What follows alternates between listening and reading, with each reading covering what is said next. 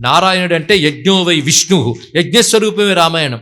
అది ప్రతిపాదించాలి అంటే వేదప్రోక్తమైన యజ్ఞంలో వాడే పారిభాషిక పదాలు అంటే టెర్మినాలజీ, యజ్ఞ ప్రక్రియలు తెలిస్తే తెలుస్తుందండి. అవన్నీ తెలియకపోతే ఒకటి తెలిస్తే చాలు, రామాయణం చదివితే యజ్ఞం చేసినంత ఫలితమని తెలిస్తే చాలు. ఇక్కడ ఒక యజ్ఞస్వరూపం. ఎందుకంటే వేదములో రాక్షసుల్ని యజ్ఞద్రోహాహ అన్నారు, యజ్ఞద్రోహులని. యజ్ఞం అంటే లోక కళ్యాణార్థం చేసే త్యాగపూర్వక కర్మ.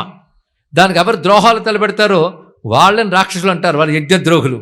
వాళ్ళను పరిమార్చడానికి యజ్ఞమే నారాయణుడని వేదం చెప్తోంది కదా. యజ్ఞేశ్వరుడు అయిన యజ్ఞం ఆయన, యజ్ఞో వై విష్ణువు యజ్ఞ యుజ్జో మహిజ్జశ్చ. కొంతకాలం క్రితమే గుంటూరులో చెప్పుకున్నాం విష్ణు శాస్త్రం. యజ్ఞస్వరూపుడైన, కానీ యజ్ఞస్వరూపుడైన నారాయణుడు రాముడుగా అవతరిస్తే యజ్ఞశక్తి అయిన వేదము సీతమ్మగా వచ్చింది.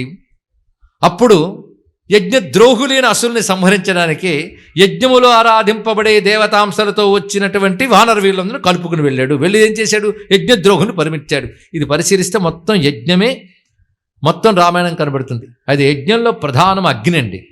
అగ్ని లేకపోతే యజ్ఞం ఎక్కడుంది? రుద్రో ఏష యదగ్ని అని వేదమే చెప్తోంది ఇక్కడ. మరి అగ్ని ఎక్కడుందో తెలుసుకుందాం. అగ్ని ఉన్న కాండ సుందరకాండ, అదొక ప్రత్యేకం. మొత్తానికి రామాయణాన్ని యజ్ఞస్వరూపంగా దర్శించాలి. ఆ మాత్రం తెలుసుకుంటే చాలు. రామాయణంలో ఎక్కడ యజ్ఞం ఉంది, ఎక్కడ వేదం ఉందో చెప్పడం వేదవేత్తల, యజ్ఞవేత్తల యొక్క పని. ఆ పనితో పరిశోధించిన అంశములు ఉన్నాయి, కానీ చెప్పడానికి ఇది వేదిక కాదు. ఇంతవరకు తెలుసుకుంటే చాలు ఇక్కడ. అలాంటి భవ్యమైన రామకథా సారం యజ్ఞస్వరూపంగా మనం భావన చేస్తూ, ఇప్పుడు తతో రావణ నీతాయ తతః అంటే అటు పిమ్మట రావణుడు చేత అపహరింపబడిన, రావణుడు అంటే దుఃఖస్వరూపుడు అని అర్థం, మరుగుడు కాదు. రామాయణంలో ఈ అందం వెతకండి. ఎందుకంటే అసలు పేరు రావణుడు కాదు.